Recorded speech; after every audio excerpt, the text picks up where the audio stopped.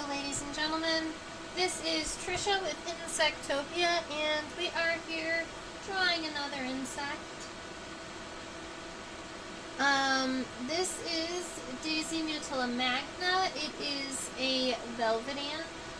It is super duper adorable and the largest velvet ant that I have ever collected, so I thought that it would be a cool one to show you today.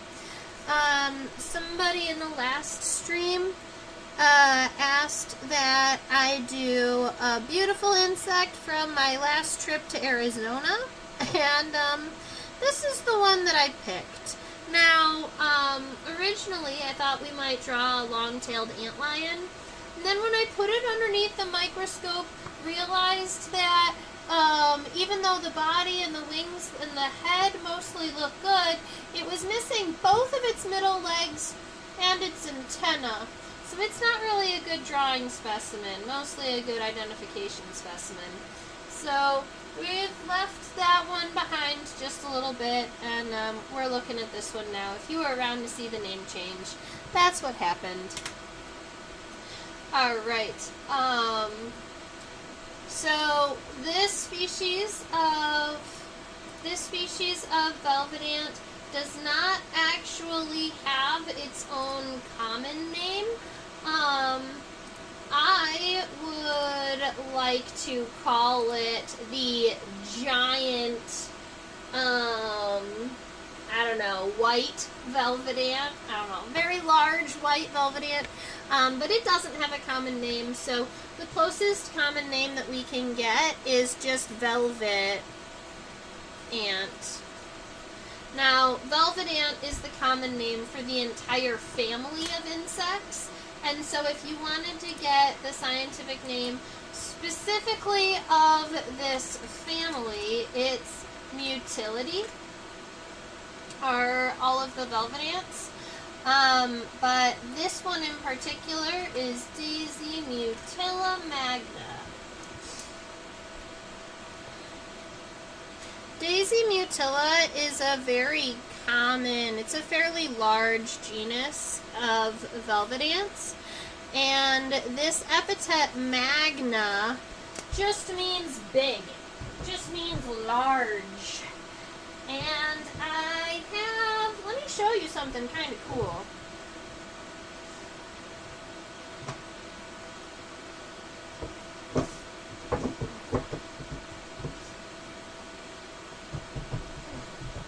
Alright, I wasn't sure if I was going to show you this, but I do want to show you now. So, this is my unit tray of velvet ants. Alright, so a lot of these are approximately the same size, maybe about a half an inch and less. Maybe this one here is about a third of an inch. You'll notice that some of them have wings and some of them do not. The winged ones are males, and the non-winged ones are females. But if I was to take this velvet ant that we're looking at underneath the microscope and put it into this tray, it's like double in length of everybody else. You're good, Deborah. Deb, I wasn't all the way on time either today. So if I scroll through these, I just want to show you. These are all of my velvet ants that I have in this tray here. So these would all be in Mutillidae. There's that thistledown velvet ant. I think that we've drawn that one before. He's a good favorite of mine. Then we've got a good number of like the red and black velvet ants. I do have one that's pinned from the side rather than from the top. This is a male nocturnal velvet ant here. Couple more little friends. And then magna. That doesn't even fit within the same magnification. So that's the one we're drawing today.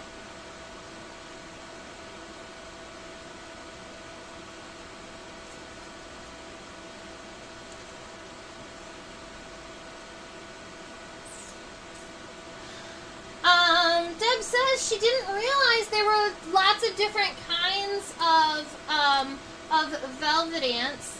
And so,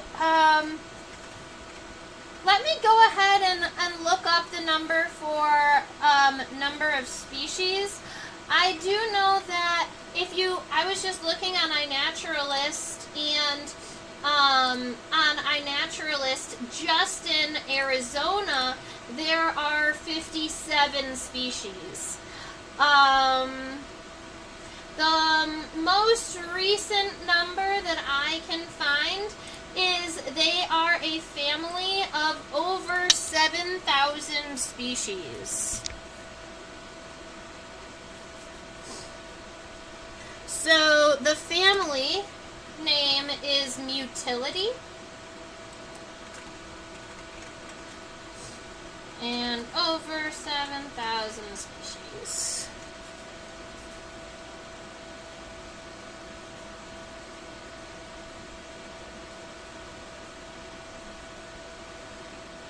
And I'm always excited to find a new one because I find velvet ants fascinating. They've been considered, and there was a paper written about them that called them the indestructible insect because their exoskeleton is so hard. They have a very strong stinger with very strong venom that can bend and aim at their prey. They can stridulate, which means that they can squeak. I believe that is using I don't know where they stridulate from. I thought it was kind of between the head and the thorax, but I would have to look that up. Stridulation is when you rub two body parts together to make a really high-pitched squeaking noise, and even in their natural environments where you would think that they would have predators, even the things that you think might eat them don't. And during this experiment where they called them the indestructible insect, they had tested a bunch of animals to see if they would, under any circumstances, try and eat a velvet ant. Only two of the reptiles, I believe they were reptiles, only two of the reptiles that they tried, that they gave the velvet ant to, even tried to eat it. And they both spit it out. One of which got sick but recovered, and the other one didn't survive the sting. So keep that in mind when you're interacting with velvet ants, or just don't pick them up because they're strong. Alright. So let's see. I'd like to get a full measurement of this specimen, and I think to get a full measurement, I might have to put this specimen on an angle and see if I can kind of squeeze it into the frame here. Yeah, I can just barely squeeze it onto the frame on my side, so I'm going to go ahead and get us a measurement here. From the front of the head. Oh, why won't it let me click it? There we go. From the front of the head to the back of the abdomen. That's really funny. The measurement of this specimen is 1.99 centimeters. And admittedly, there's a part of me that wants to round it up to 2 centimeters exact. But 1.99 is what my microscope is reading, and I guess you would consider it 2 centimeters if you gave it the little space for the hair. Because I went directly from the exoskeleton on the top of the head to the exoskeleton on the back of the body, 1.99 centimeters. Now, I'm going to go ahead and turn my paper sideways because I want to draw this from a lateral perspective. And I also want to straighten out this view.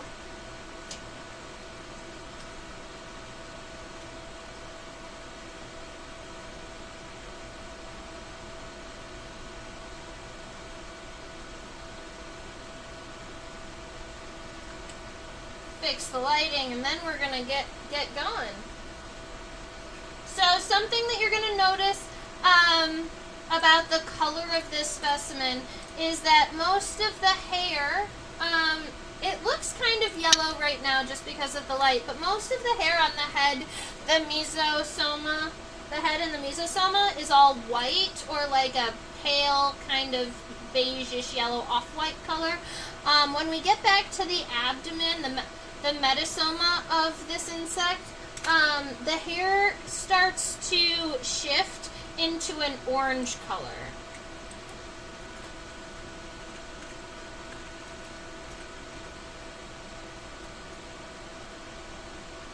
It's almost counterintuitive because one probably wouldn't associate fluffiness with strength. That is exactly right. And these insects, they are so hard to the touch, like their exoskeletons are so hard that even after they've passed, it is a challenge to get a pin through one of these insects. Their exoskeleton is so tough that it's hard to even get a pin through it. Alright, so we're going to go ahead and get started on the sketch of our velvet ant here. The head of the velvet ant is primarily D-shaped, so I'm just going to go ahead and get that started.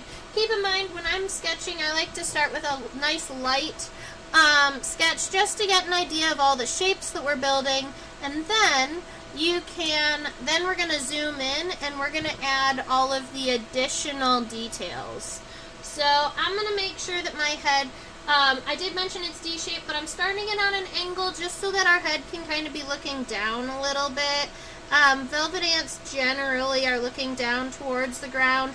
They don't have to look up because they're not afraid of predators, and they are a parasitoid. They have their immature stage actually feeds on ground nesting bees. So they'll crawl into ground nesting bees, like bees' nests, and lay eggs in like ground wasp nests and ground bee nests, where their babies will actually feed on the larvae of bees and grow up underground. So there we are. They're looking down rather than looking up. Now, after our head, we have the mesosoma, and we use this term instead of thorax because we are working with a hymenopteran. Alright, we're working with a wasp or an ant. This is specifically a wasp, even though it's called an ant. So this next body part here is the mesosoma. It's primarily a box shape, so I'm just going to go ahead and give it kind of a nice sharper angle up here at the top. That there is going to be hair that we kind of sketch in to make it to round this off. But then we're just going to give it kind of this square shape here. I did make it a little bit long, so I'm going to shrink it just a little bit. This part of the sketch is to see about getting all of the shapes and the sizes of your body parts right, because once we start zooming in, it's really hard to tell how large the thorax or the mesosoma is in comparison to the head, and so on and so forth. Alright, and now I've got the mesosoma all drawn out. Let's look over at the metasoma. That's this next part here. Boop! They're so fluffy! And you can see kind of at the end of the metasoma there, where the hair starts to go from a white color over to an orange color. I might even let me try white balancing my microscope, because the lighting changed and I am unhappy with it. See how yellow that is? Let's see about fixing that really quick.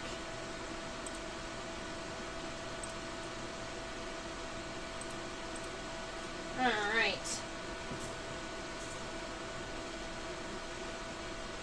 Much better. Yeah! That's what it looks like.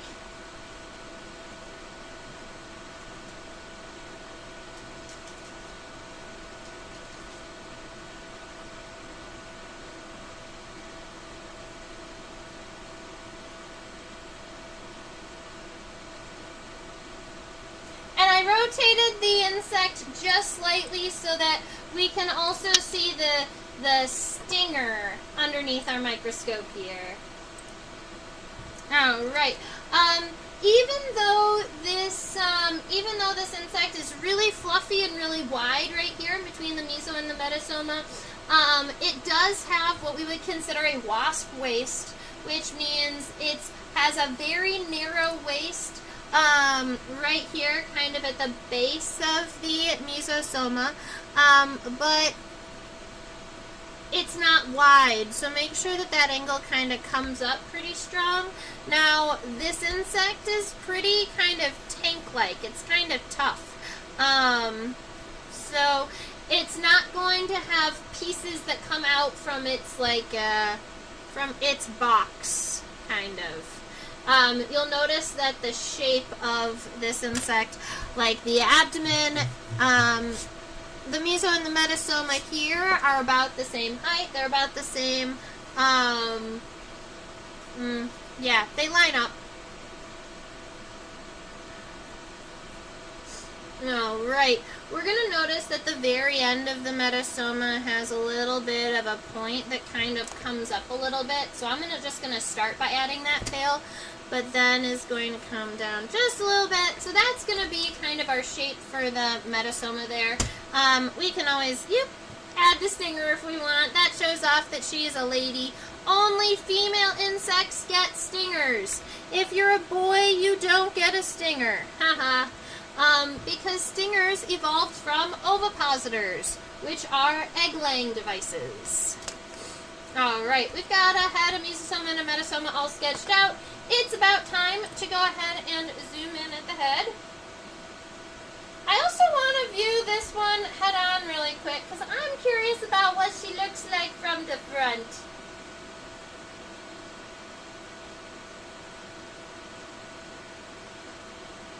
Look at how cute. I love all of the messy seedy, all of the messy hair up on the top of her head. And those black beady eyes. Cutie patootie right there.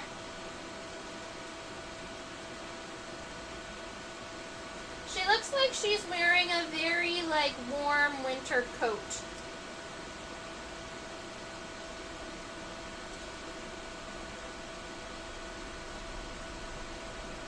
Tell her to stop spinning in the styrofoam. She's having too much fun.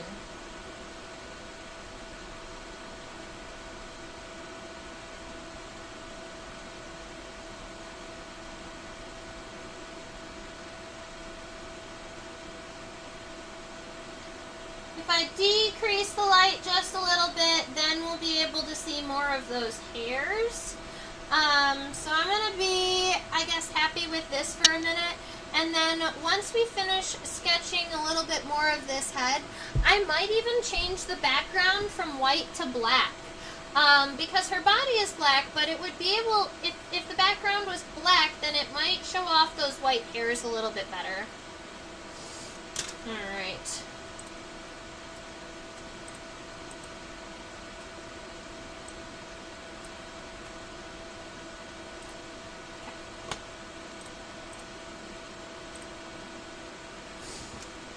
Alright, so for this head up here, the top of the head is more rounded than I gave it credit for. I made it very sharp. I'm not sure why, so we're just going to go ahead and round that out too.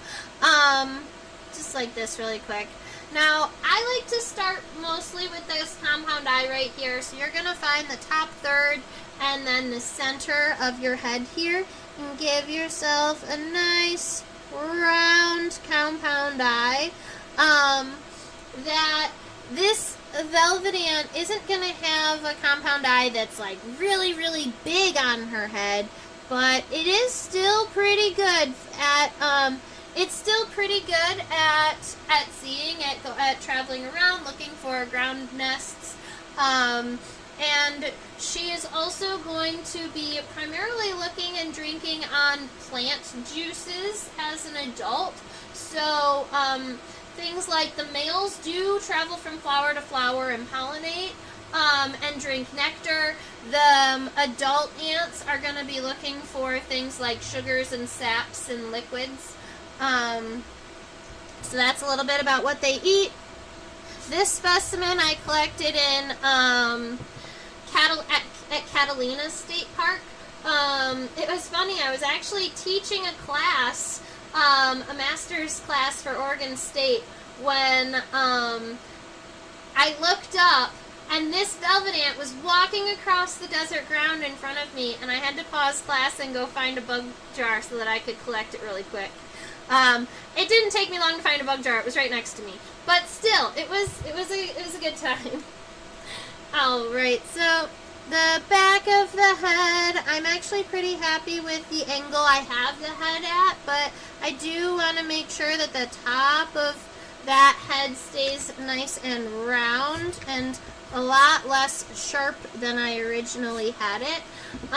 Coming on down the front of the head is a little bit more kind of straight than I had originally sketched. And then I'm thinking that I want to zoom out just a tiny bit so that we can see a little bit more of that face shape up in the front of the head here. Which means that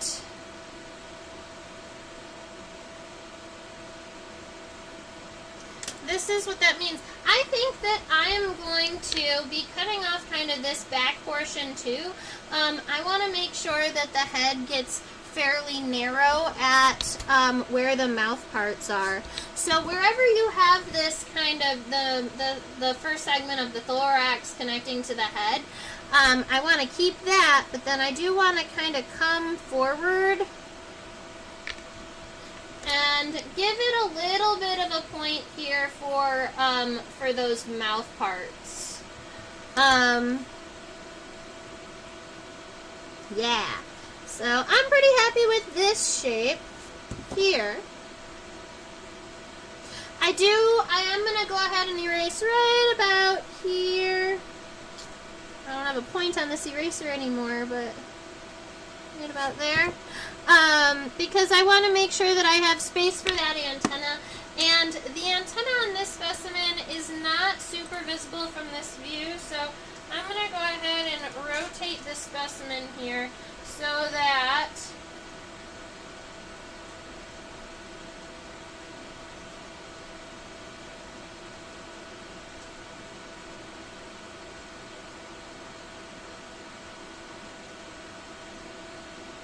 we can see these antennae just a little bit better. These antennae we are going to consider elbowed. Another name for elbowed antenna is geniculate. I don't know if anybody has been into a church, but geniculate always reminds me of genuflect, which is kind of to kneel before you enter a pew or something. And that creates a 90-degree angle when you kneel, and elbowed antenna create a 90-degree angle, and so that's kind of how I always tried to remember this name. The definition of an elbowed antenna is going to be that the first segment of the antenna, that would be this one right here, is longer than is longer than any of the other segments here, right? So that first segment is really, really long, and then the remaining segments of the antenna are really short, and that's what's going to create that bend in the antenna. And also, like that first segment that's straight, it can't bend, but all of the other littler segments are going to be able to kind of bend and curl.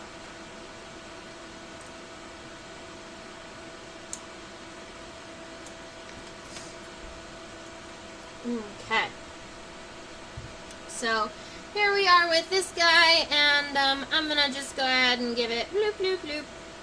That first segment that's pretty wide, and then, funny enough, this velvet ant has very curly segments after. Like it does kind of curl and loop, and it was doing that naturally when it was alive too. So we're going to make the antenna on this beautiful velvet ant kind of curly. I'm going to go ahead and give you some bonus words. For those of you who are new here, we've got a lot of viewers today, so if you have a question or a comment, please, I invite you to chit-chat with me. This first segment here is the scape. The next segment, it's going to almost look like a triangular segment. It's right here. I could almost call it like a cup-like segment too. That's the pedicel.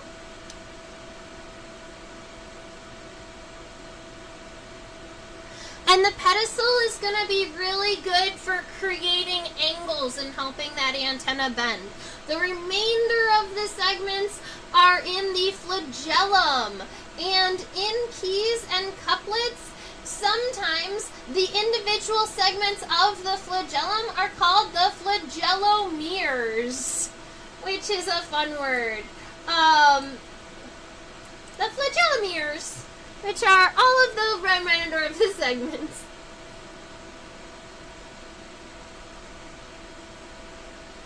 Oh, that got really wide. So generally what I do with this segment is you can see the remaining of the flagellomeres. They all kind of fit really nicely in together with one another. So instead of drawing them individually one at a time, I am going to draw them. I'm going to kind of give it the space here by giving it kind of this nice little curl. And then I'm going to come in and I'm going to count the segments just out of curiosity. 1, 2, 3, 4, 5, 6, 7, 8, 9, 10.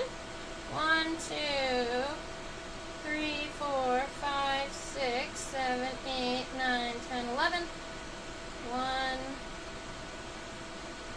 2, 3, 4, 5, 6, 7, 8, 9, 10, 11.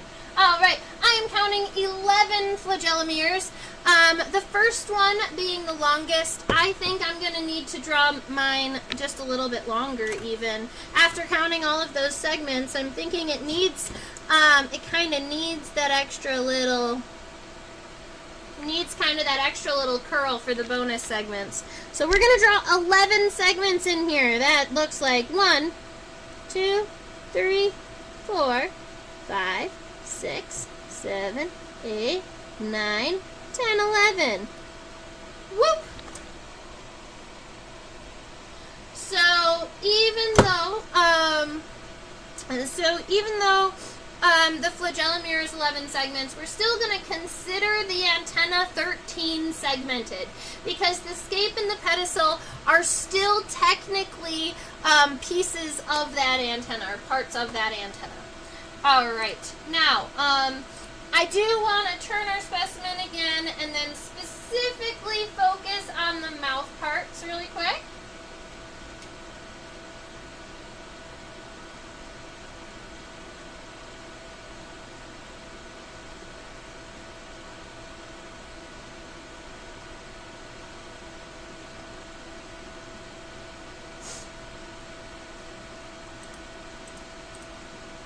Because we have stuff happening down there. Right around here, those are mandibles, so that's where the velvet ant is going to be able to use its mouth parts to chew up its food. And then you've got these. These are what we would consider palps. Now, the insects generally have 4 palps. They have 2 maxillary palps, which tend to be a little bit higher on the mouth and longer, and then they have labial palps, which tend to be connected to the labium, which is the bottom jaw of the insect, and they tend to be really short. And what these do is they help push food into the mandibles. They help kind of guide food. When I'm teaching students, little kiddos, I call these mouth fingers. They actually have this specimen has the maxillary palps have lots and lots of segments. I'm counting 1, 2, 3, 4, 5. This velvet ant has 5 segmented maxillary palps. That's a whole lot. The normal number is about 3. So if I'm going to go ahead and draw, I'm going to say I want to give it kind of a mandible that's facing down just a little bit, because that seems to be the angle at which this female has her mandibles. And then I do know that those are going backward all the way, but generally they're going to come down and forward. So I'm going to draw them at just a slightly different angle. I'm going to do 5 segments starting here, but I'm going to go 1, 2, 3, and by 3 I'm trying to kind of face it a little bit more forward, and then 4 and 5 are going to be facing forward completely. Nice long maxillary palp. Now, the labial palp, we can also see it's right around here. It looks like it even has fewer segments than the maxillary palp. Let me see if I can focus in on it. 1, 2, 3, 4. It looks like the labial palp only has 4 segments. But segments 2 and 3 are really, really short. If I was going to draw it up here, just to kind of help y'all out and draw it a little bit bigger, the labial palp is kind of like this. It's got one, I'm trying to draw it big, so I need to try that again. The first segment, if I was going to enlarge it, is a pretty long segment, and then 2 and 3 almost look like kind of short, stubby tarsal segments. And then the 4th segment is long again. So this is the orientation of our labial palp. But I'm just going to take this shape here, and I'm going to throw it right here at the bottom jaw. Really nice and small, right? We're going for, it's about as long as the first 3 segments of the maxillary palp. So the labial palp comes out 1, small triangle, and then a little bit longer. Sort of like that.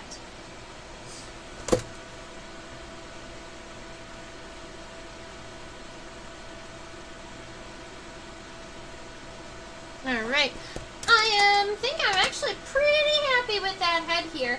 I did promise everybody that once we were done kind of looking at the head with that white background, I want to flip this specimen, flip my background over, and see what it looks like with a black background.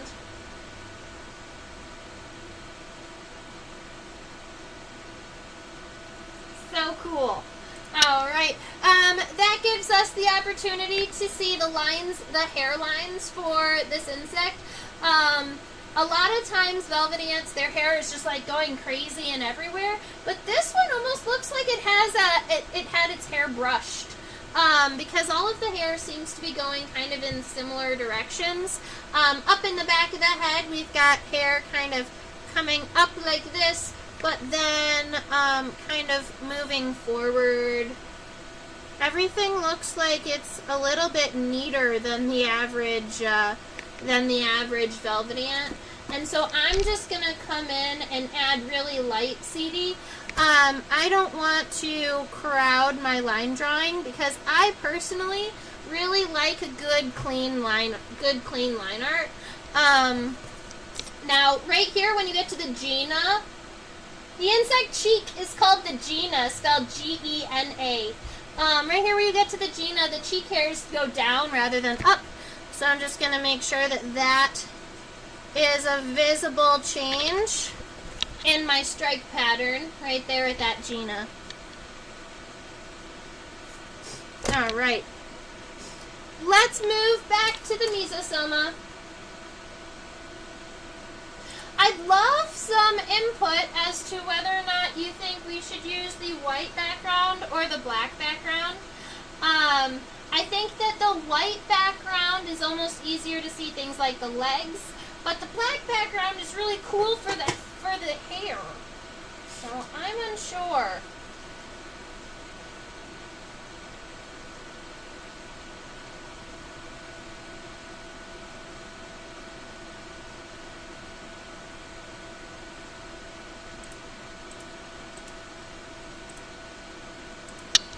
The body lines on this specimen are really tricky to see because of all of the hair, but we are still going to do our absolute best. So something that I did in my first drawing is I gave the mesosoma a little bit of a backwards angle, and I want it to come a little bit straight up now. So I'm going to start here, and I'm going to go straight up from that point. I'm going to go, yep, just have to go right around there. Just a little bit above where that head is. We create a nice 90-degree angle, and then the top of the thorax, I had originally made a pretty straight box. I do want it to be convex a little bit, so I'm just going to give a very slight kind of natural hump to the body of this velvet ant. And then the back of the mesosoma, I'm actually gonna be pretty happy with this angle here. We've got most of that right. Now, I am not gonna draw the bottom of the mesosoma just yet because that's gonna be a really important region for the legs of this specimen that are gonna be coming up and then coming down. So because of the amount of leg stuff that's going to be happening right here, I'm not going to mess with the bottom of the mesosoma just yet. And I also kind of want to draw the legs last.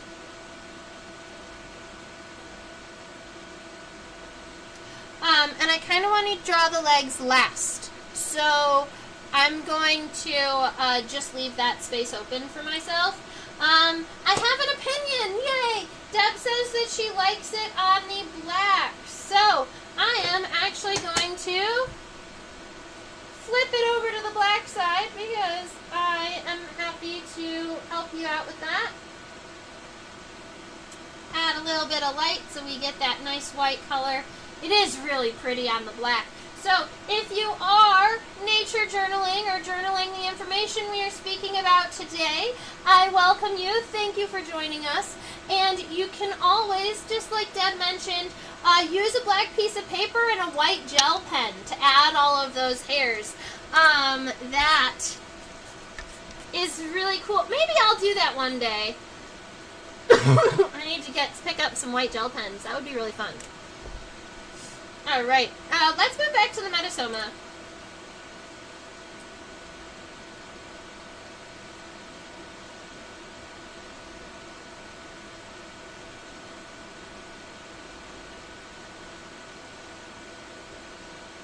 There it is.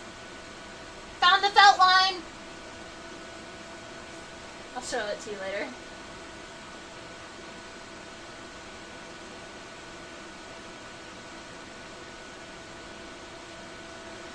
Now, when we are looking at the metasoma of this insect, I use the word metasoma in replacement of the word abdomen because technically the first segment of the abdomen is right here on what you would call the thorax, and that's why we have different words for this specimen.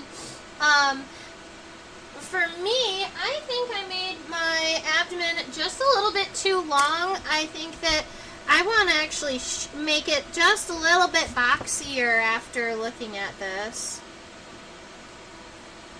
Yeah. Okay, so I just needed to make that metasoma a little bit shorter.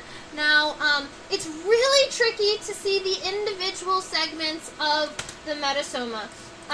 But what you can see are the lines of hairs. And those lines of hairs are where the segments of the abdomen, or the segments, are ending. Alright, so this right here is actually the end of the first segment of the metasoma. It's very, It's very long in comparison to the remaining segments. This one would be 2, this one is 3, this one is 4, and I would believe that there is a 5th over here at the end. 1, 2, 3, 4, 5. We're looking at 5 abdominal segments. Keep in mind that the first of 5 metasomal segments. Keep in mind that the first one is really nice and long. I also want a lateral line, so I'm going to start right around here, about a little bit underneath the halfway point, and I'm going to take a line that angles down and finishes at the very, very end of this abdomen. That's going to be an important piece for connecting the top segments of the metasoma to the bottom segments of the metasoma, or what we would call the tergites to the ventrites. All right. The other thing I like to do before I start finalizing these lines is subdividing the metasoma. So I'm just going to give it some cross lines. I'm going to say this right there is about the end of that first segment. I might make it a little bit shorter. Just a tiny bit. Just by a skosh. Maybe right about there. Yeah. So we've got that first segment is segment 1. And then we're going to have 4 more segments. And they're all fairly short. So 1, 2, 3, 4. And that's 5. And actually, because that's so short, I do want to, changing the angle just a little bit, I want to make sure that that last 5th segment is pretty small. Yeah, something like that. Very good. Now, I'm going to go through and add the solid lines for the metasomal region. I'm going to make sure that this isn't too sharp. I'm going to round that out a little bit, going through and darkening some of these lines. This right here, I'm going to draw each of these segments individually. So I'm coming up and around the corner. I'm going to come down this line here. But then as I start to get close to where this corner is, I'm going to cut the corner and give it a little bit of a curve. So just like this, cut the corner, give it a curve, and then you're going to take this segment here and you're going to follow it all the way back to that lateral, following that lateral line all the way back. All right, and then you're going to do that same method throughout the top. You're going to take it over, follow that line down, cut the corner, and then follow that lateral line to where it touches that previous segment. And this is going to create a nice layered appearance for the metasomal segments of your ant. Now, once you get down to the very last segment, this last segment is going to be a little different. It's going to come down to that point. And I'm just going to leave it at that point for now. You can also go back through and erase any of those light sketchy lines, because you don't need them anymore. All you need are those nice solid lines. Alright. Now for the bottom of the abdomen, these ones actually are going to follow these straight lines down, even though you've got these angles here. So this first segment, it's going to come straight down exactly where that line is, and then it's going to follow over. And we're going to continue to do that. You're going to notice that these segments seem to be just slightly off of the top ones, and that's okay. Once you get to the 4th segment, though, this one in general is going to be a little different, because instead of following this line down, you're going to find where the segment met the lateral line, and you're going to kind of give it a Y off of that segment. So you're going to end up with, let me erase that line in the center so you can see a little bit clearer. You're going to end up with a shape like this, where you're going to kind of swoop that out. And then we get that fifth segment. And this is why I didn't want us to finish it all the way, is because that segment there is just like this. All right, you've got that triangle, and almost, honestly, it almost looks like a finch beak. Nice and short, made for cracking seeds. All right. On mutility, on velvet ants. Every velvet ant on the entire planet has a characteristic called a felt line. The felt line is going to be found right here. It is on the tergite it's on the first metasomal tergite is how you would see that written in entomological literature. First metasomal tergite. Because it's the segment on the top, and if I zoom in, let's see, let me make sure I'm looking at the right one.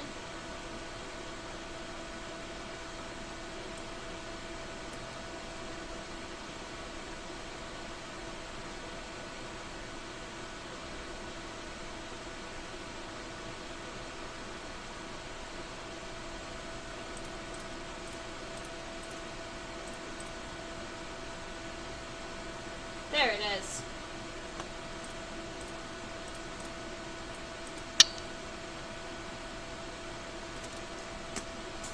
Alright, so the felt line is this one right here. You're gonna laugh. It always makes me laugh because this line, it doesn't seem like it's any different than all of the other hair, with the exception of the fact that the felt line has kind of shorter hair, and it's all very straight. You're going to see it kind of combed together, and it is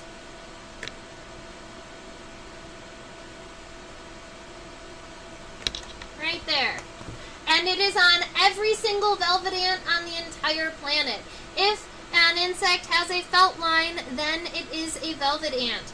I was taking a collection class at Michigan State, and I had a professor accidentally put a velvet ant specimen and had identified it as a scoliid because it was a winged velvet ant, and it ended up in the wrong unit tray. They can be misidentified as other wasps if you are not careful, especially the males with wings. All right, so we've got that felt line, which I believe is important to show off to every class that is working with velvet ants. Oops, not that way, this way.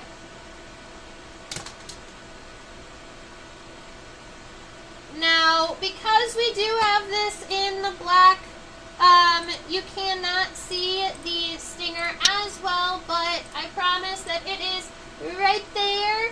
It's a very black stinger, and I want to make sure we get it in. So, nice, and it's actually a fairly thick stinger. There we are. It's stout. And then we have the hairs along the metasoma that are all kind of, after the felt line, a lot of the other hairs are fairly long. All right, that's going to be your characteristic that kind of is going to help you figure that out. The hair on the tergites on the top, the hair is going to kind of go up and out. The hair on the ventrites on the bottom is going to kind of be coming down. So the hair kind of splits at that lateral line here. And then there is a thick line of hairs that goes straight back at the end of each segment. So kind of like that. Then you've got some lighter hairs. They're all going to come up and come down. And then you've got hairs that move at that line. Got hairs that come up. You have hairs that come down. And then you've got a thick layer of hairs that are at the line. And then up. and then down. All right, so that is gonna be my really quick kind of addition of the hair. For those of you who love buggy words, insect hair is considered CT. And if we want to call this insect fluffy, just like it is, we would use the word cetos, which literally just means covered in hair.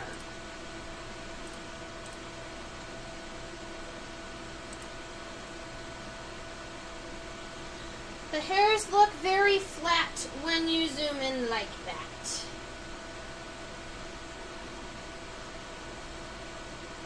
Yeah. I can see that.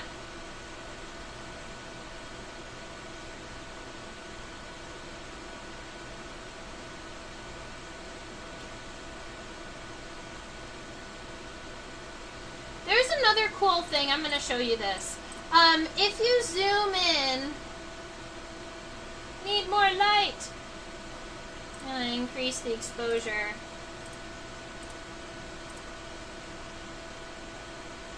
There we are.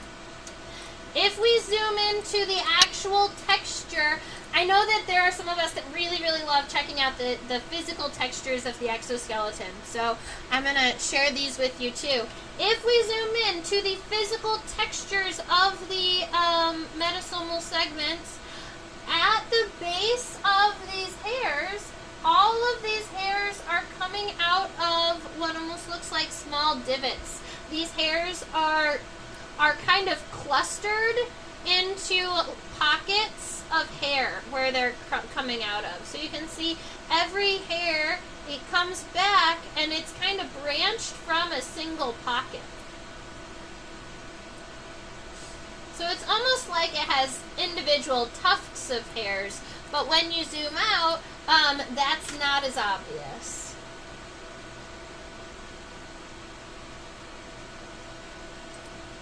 But now that I've pointed it out, it might be a little bit more obvious, huh? Look at that. Cool.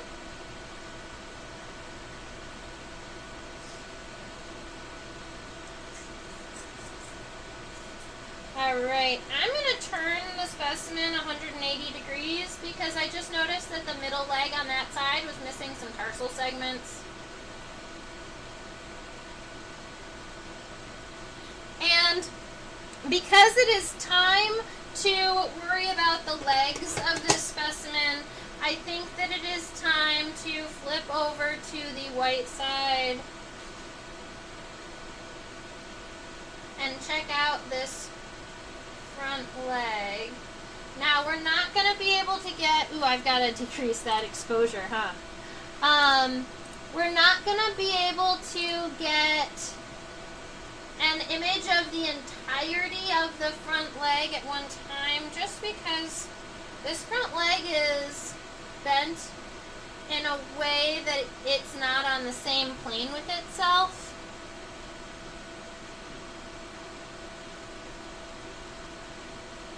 That's, I guess, what happens when insects are 3D or something.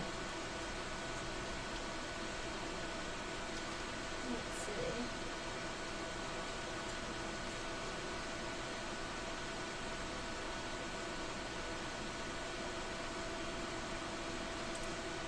Alright, this is going to be the image I go with.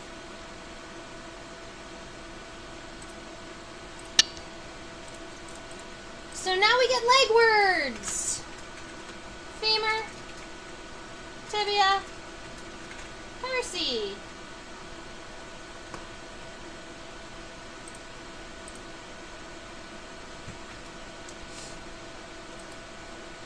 Ooh. All right. The front leg here is connected way up, very, very close to the head. And we actually can see a little bit of the coxa too, so let me go ahead and add that word in, because I'm going to be using it. Alright, we have the coxa, the femur, the tibia, and then the tarsus. I'll go ahead and point those out for you. The coxa is this box here. It starts right about here and it comes down. So that's the coxa. It's kind of like the hip bone. The femur starts here and comes up in this direction. That's one segment. The tibia is the next one, and it comes down like this. And then all of these little itty bitty segments here at the end of the front leg, those are tarsal segments, or they are part of the tarsi. The protarsus. Let's see, there are 1, 2, 3, 4, 5 segments. 5. 1, 2, 3, 4, 5.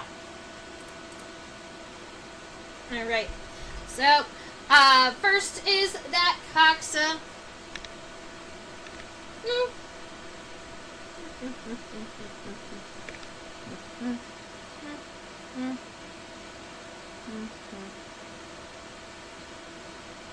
I dislike that the front leg is so close to the head that we're not going to be able to draw this leg realistically without messing up my mouth palps. And they are so cute that I love them. So I am seeing about how I can manipulate this leg into looking like it's walking but still not messing with things. Which means that I am going to be putting my leg right here. Maybe I shouldn't have added the hair yet. But I'm going to try and get my tibia to come right here through the center of the head so that it's kind of hugging those mouth parts instead of going through the mouth parts. We're going to try and give that a shot. So I'm just going to give myself a little channel through the head here so I don't have to erase it at a later time. And then I'm going to start, even though the coxa is at the base, I kind of want to start with the femur. So that's what we're going to do. I want to come, imagine where the bottom of the mesosoma is and then come a little bit lower than that. And then the femur is going to be coming up. It's a little bit wider at the base than it is at the top of the segment. But the leg, this is how I'm going to be starting that first leg. Just kind of creating this box coming up. And then after I've got that one situated, I can add the coxa by just starting kind of right here on the bottom of this femur and giving it kind of this box that comes up.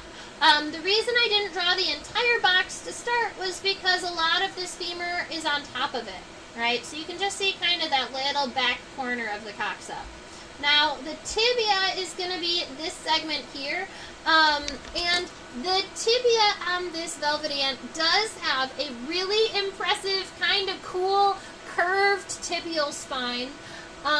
If I just use my computer to zoom in on that, that's going to be right about there.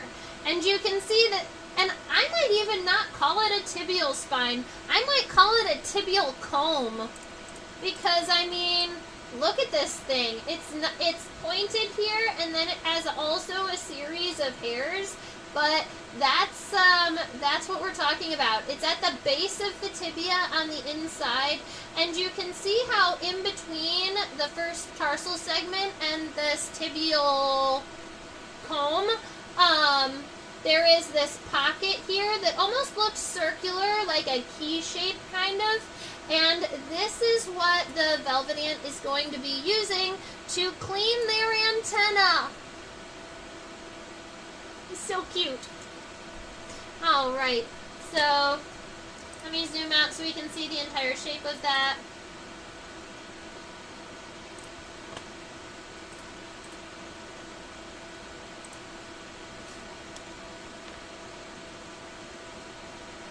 Add front leg cleaning the antenna. Oh, that would be so cute if I had the front leg actually holding on to the antenna.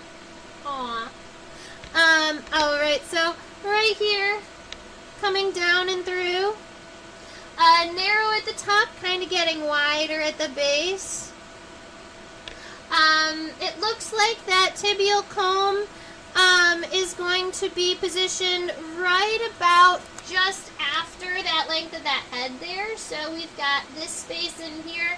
Then right about here, this is where that comb takes place.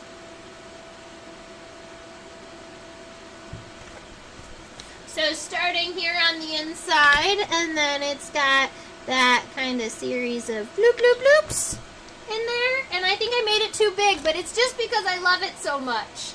So I'll make it smaller.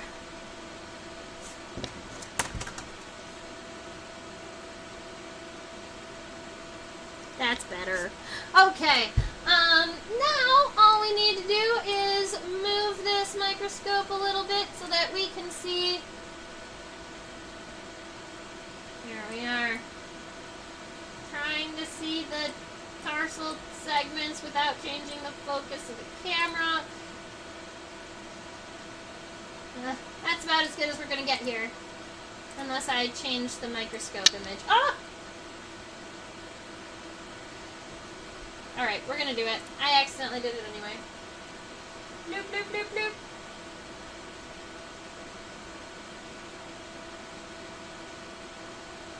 Here we go. These are those tarsal segments. We've got 1, 2, 3, 4, 5. All 5 of them are very obvious from this viewpoint. Maybe it was a good choice that we refocused just a little bit.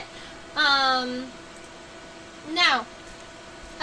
I consider these triangular segments. Now, what's funny is that tarsal segments really come in a series of shapes. Tarsal segments can be rectangular, they can be triangular, they can be bell-shaped, and then the last ones, the end ones, I generally call them raindrop-shaped. And even though over the course of pretty much all insects, these shapes are the same and replicating over and over, us entomologists still haven't come up with a name for these different tarsal shapes, tarsal segment shapes, which is interesting.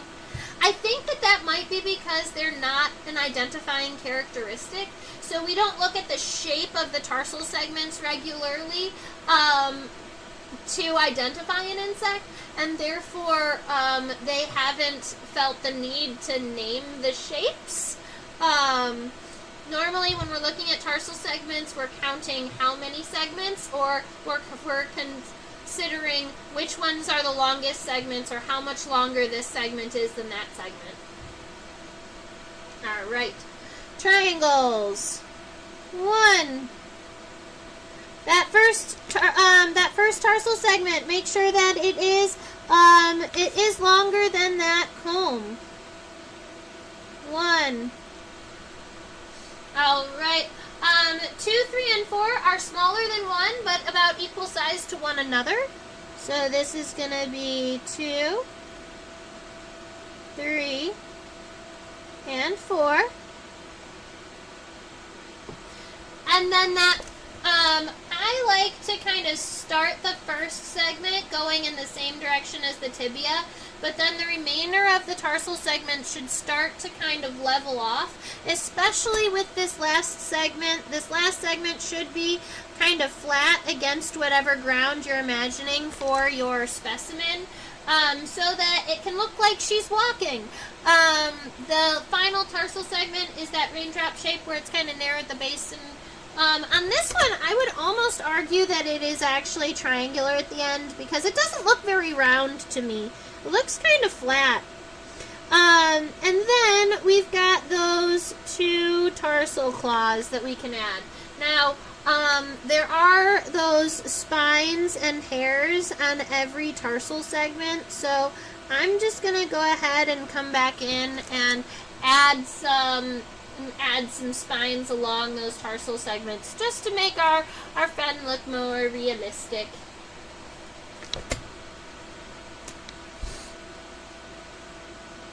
Alright, we are moving.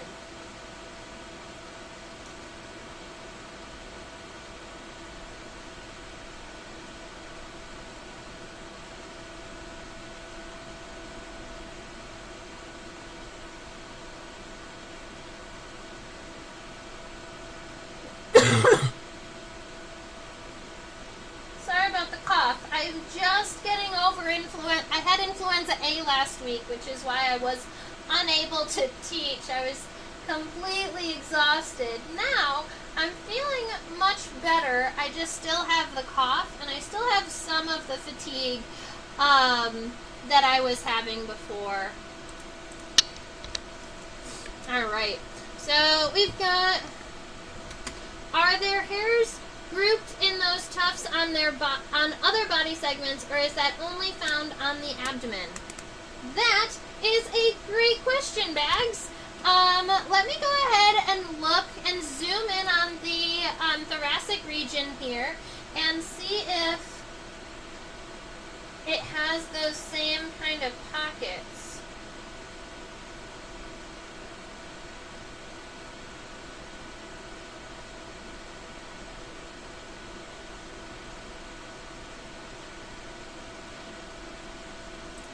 Increase the exposure once again so we can get nice and zoomed in and see the details here.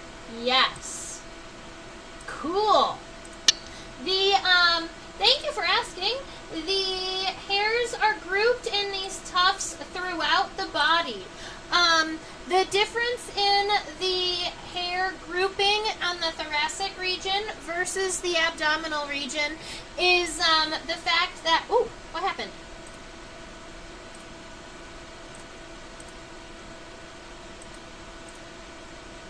Sorry about that. The difference in the tufts on the hairs in the thoracic region versus the abdominal region is that the tufts are closer together here. So it doesn't look as strongly tufted when you're zoomed out, but when you zoom in, you can definitely see, especially using like this cluster as an example, but you can see these ones here and these ones here. Very cool. I wonder which patterns may arise by organizing insects by tarsi shape. Ooh, that sounds fun.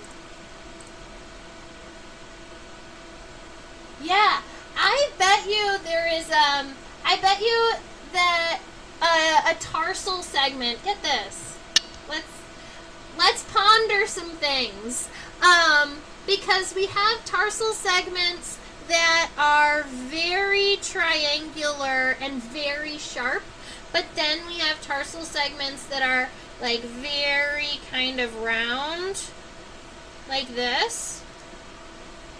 And a personal distinction that I can think of right off of the bat is that a lot of times if you're living on the ground, walking on the dirt or the sand, a lot of those insects, things like ground beetles, things like velvet ants, are going to have these really strong triangular tarsal segments.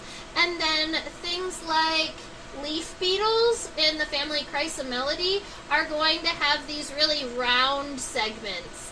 And they're not walking around on the ground as much, they're walking on plants. So I wonder if this, if that could be a difference in their tarsal segments. It'd be interesting to look into that. Also, the length of the segments not only affects the length of the legs, but it also affects their ability to kind of to bend their tarsal segments. So if you've got really short tarsal segments, you're going to have more mobility at the base of your legs. But if you have really long tarsal segments, you have less mobility, but more stability, because those segments are longer and cannot bend like this as much. I wonder how that affects things. Also, when you've got really long legs, when they're really long, like a tiger beetle's legs, then they're running legs, so then they're really fast too. And desert-dwelling insects tend to have really long, thin tarsal segments because so that they don't fall into the sand as much. It helps them kind of run on the top of the sand if their tarsal segments are really, really thin, rather than kind of getting like all of the friction from being pulled down into the sand. All right, zooming out.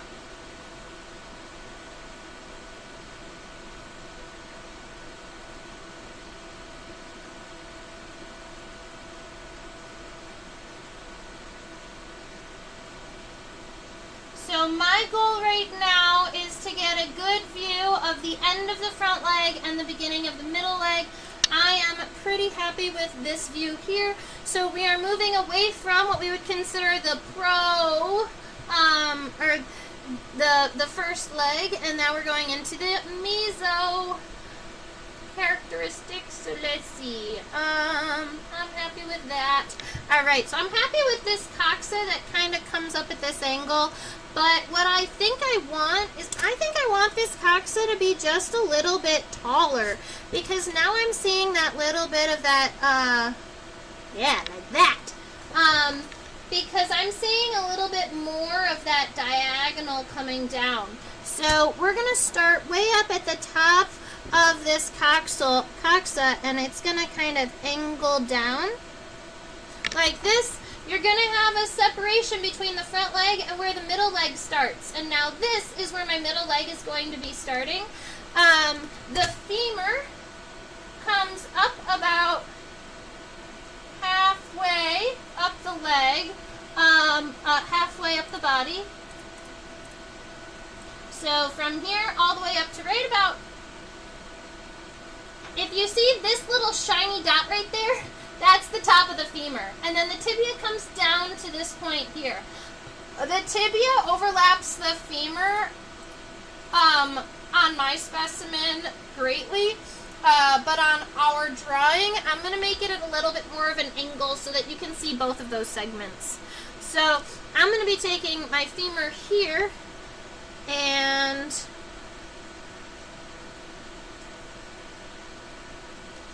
kind of giving it a little bit more of a backward angle. I think that's about right for length. I kind of want it to be just a little bit longer, because that wasn't halfway. That was a little shorter than halfway. That's better. Alright, so we've got that femur coming up. The tibia is going to be coming down. And we've got that same kind of shape where it's narrow at the base and then it gets wide. It's narrow in the beginning and wider at the end.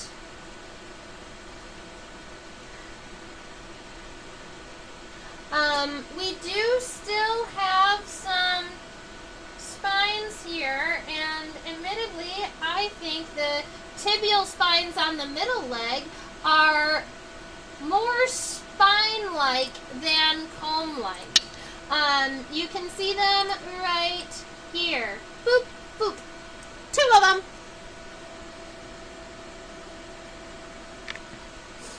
Tibial spines. Now if I zoom back out, let's see. 1, 2, 3, 4, 5 tarsal segments.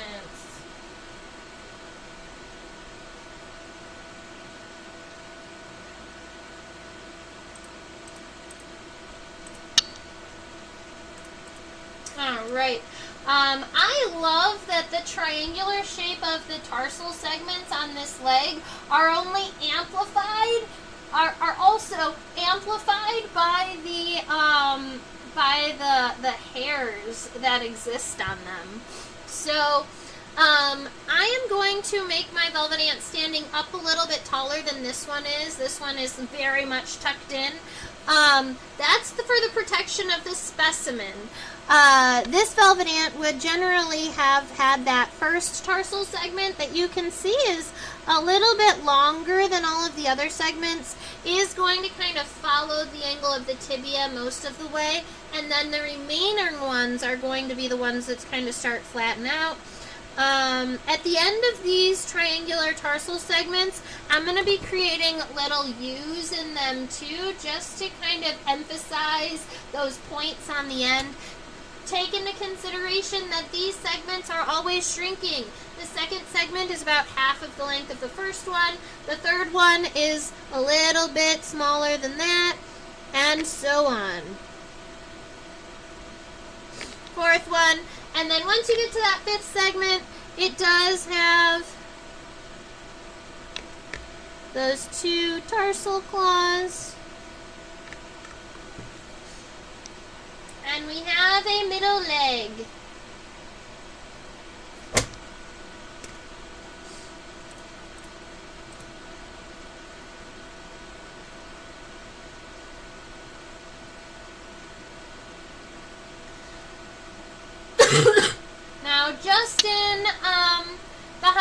doctrine way. The hind legs are longer than the front and the middle legs. This is just how it is a lot of times. I would argue it's because they want to have a balanced ability to walk, and all of their muscles are on the front half of their body, alright? So having this hind leg that's a little bit longer is going to help stabilize their body. The middle and the hind legs are connected at the base very close to one another. So what I'm going to do is just create a little bit, let's see.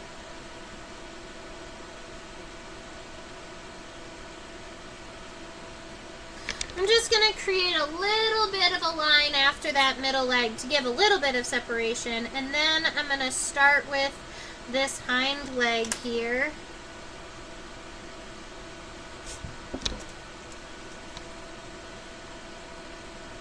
I want the hind leg to be about at the same level as the bottom of the middle leg. So we want it to kind of almost copy just over a little bit. And we want this leg, we do want this leg to kind of stretch backward.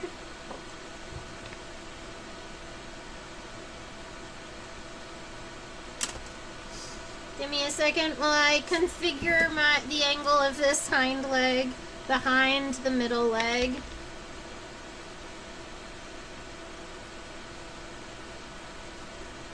There we are. So I've got this hind leg started here. So the base kind of almost touches here, but then we're going to be coming out in this direction, and the hind leg is going to pretty much cross right about here, and then it's going to come down. I don't want it to interact with my felt line because the felt line is an identifying characteristic, and I don't want to mess with it. So we've got that femur, and now it's already pretty obvious that that femur is longer than the femur on the front leg and the middle leg. Totally okay. Alright, our tibia is coming down. Ba-doop, ba-doop, ba-doop. Alright. Just like here. And I want this tibia starts right about here, comes down all the way to this point. So if I'm starting here,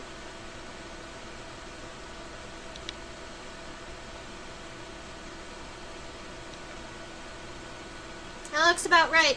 I want my tibia to reach to about the second segment of the metasoma.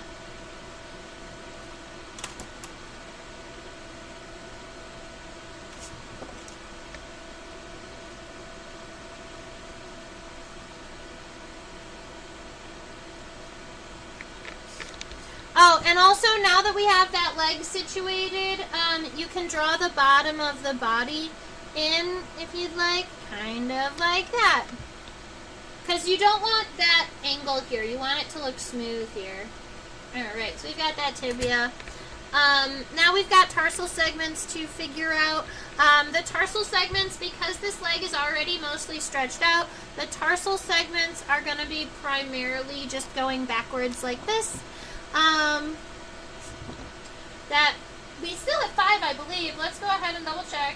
1, 2, 3, 4, 5. Yep. There are still 5 segments. So 1 is still longer than everybody else, but then we get smaller, just like on that middle leg. So we've got that 1. And I think I actually almost made it a little bit too narrow. I want to make sure that there's some oomph. 1, 2, 3, 4. And then that 5th one, kind of raindroppy, kind of sharp at the end with the 2 little tarsal claws that are super duper adorable. And then I do want to come back through that middle and the hind leg. That I didn't add all of those strong, like, tarsal hairs at the ends of the segments, and I want to do that. So I'm just going to come in, and right at the end of each one of these segments, I'm going to add a series of little hairs. It might make the drawing a little bit more scattered looking, but you know what? Velvet ants have scattered looking feet. Okay? It's allowed. And also, if we're going to add it to the feet, we might as well continue it up those legs, because those, the tibia and the femur are also absolutely setose.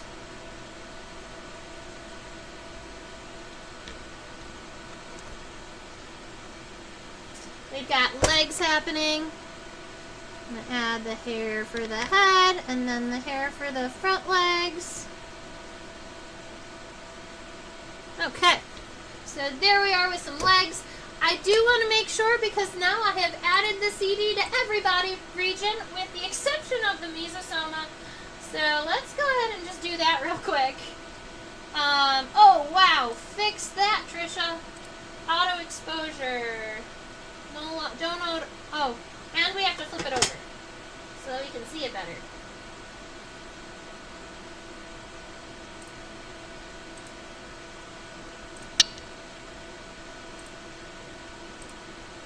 Okay.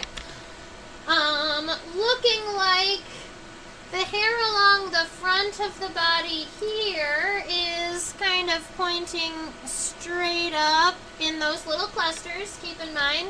And then once you get to the middle region, honestly, the hair looks like it's laying down really well on the body.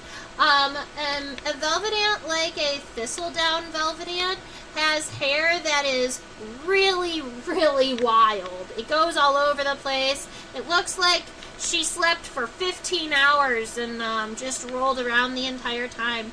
Whereas the hair on this velvet ant almost looks like it woke up and combed its hair before starting its day.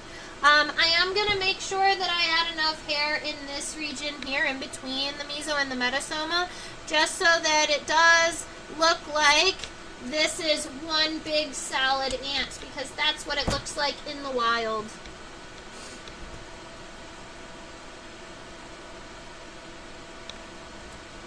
He's so cute. I'm happy.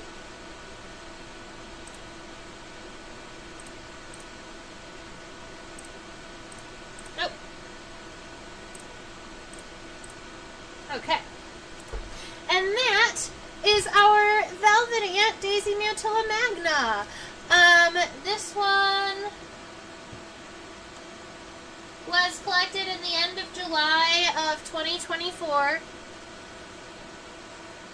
It was a Thursday.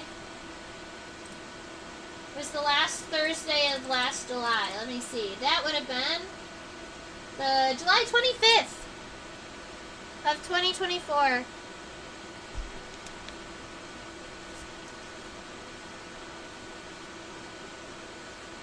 That was a good road trip. Alrighty. Before we enter our closing, before we enter our live stream closer, do I have any questions about the velvet ant that I can answer? Do you have any regions of the insect that you would like to see closer underneath the microscope?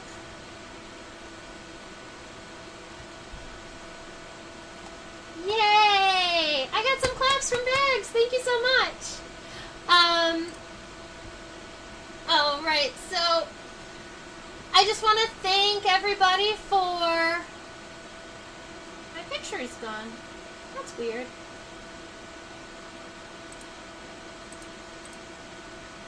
Huh.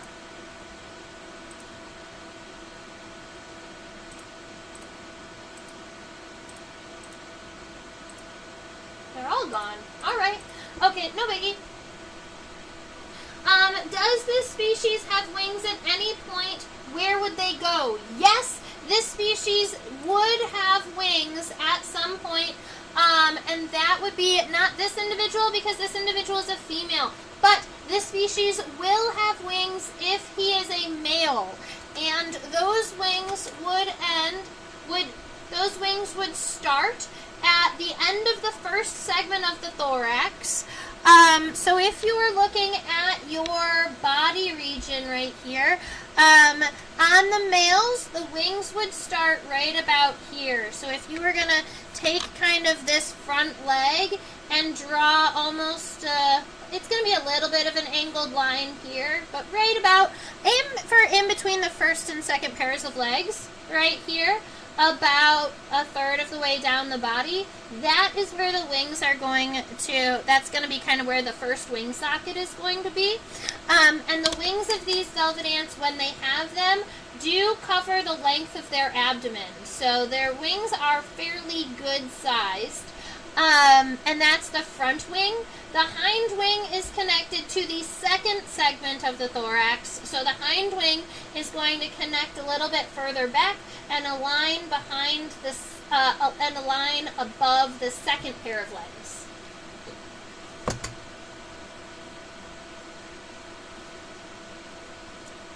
Good, good, good. Okay. Alrighty. I think that is our questions and comments for the day. I'm glad we got to get that last one in, Matthew. So good. So just as a reminder to everybody, I do teach out-school classes. These are for kiddos, though, so I know a lot of us are adults here. But if you have a child in your life that you think would love to have a buggy class from me, I do teach all types of fun bug classes. Today, in one of my weekly insect studies classes, we discussed the Epomus beetle. I'm not sure if any of you have ever heard of the Epomus beetle, but this is an absolutely fascinating ectoparasitoid of amphibians. It's a beetle that predates on frogs. In both the grub stage and the adult beetle stage. An interesting one to look into, and that's one of the insects I talked about today in one of my students' classes.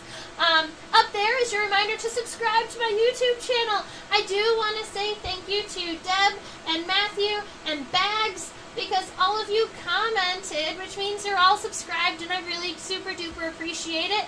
For those of you who have been hanging around the whole time and being quiet, if you want to subscribe, you totally can, and then you can chat with me next time. Down here is a link to my PayPal, just in case you want to drop me a couple of dollars. Teaching about insects and entomology is my full-time job and my full-time passion. So anything that you can do helps me out and continues my ability to teach these classes. Down here is my email address, trisha@theinsectopia.com. And if you're looking for me on Facebook or Instagram, I'm going to have the number 2015 on the back. That's just the year I established the name, so @Insectopia 2015 for on Facebook and Instagram. Now, I want to say thank you for hanging out with me and chit-chatting about velvet ants. I also want to give a shout-out. I want to give a special shout-out and just give everybody a chance. There is a fellow nature journaler who did regularly come to these classes in the past, and I think a couple of you may have seen her or know of her in other circles, and her name is Hashi. And unfortunately, she has lost her home in a fire in Southern California. And if any of you know of materials or things that would help her out, or have a place that you know of, she's over near Malibu Creek. She's over near Malibu Creek State Park region. There's a major city there. I just don't remember what it is at the moment. But if you know somebody who is out in that region, you can go ahead and shoot me an email, and I can put you in touch with her. I just like to help out people in our cute little community, right? right? We've got a really tight-knit community, and it's nice to also be able to help each other. So if you find that you're in a position where you can, would like to reach out and help her, I can go ahead and put you in contact with her. All right. I hope that you all have a fabulous rest of your week. If there's an insect that you'd really like to draw next week, I'd love to hear it. So just go ahead and type it in that chat bar down there. If there's something really cool or interesting you're thinking might be fun. And if not, I will go ahead and pick one of my newly pinned insects, because I have so many new insects that I've been putting into my collection recently from my summer collecting trips. And they're all finally getting labeled too, so exciting things are happening in the bug world. I hope you all have a fabulous rest of your week, and stay buggy.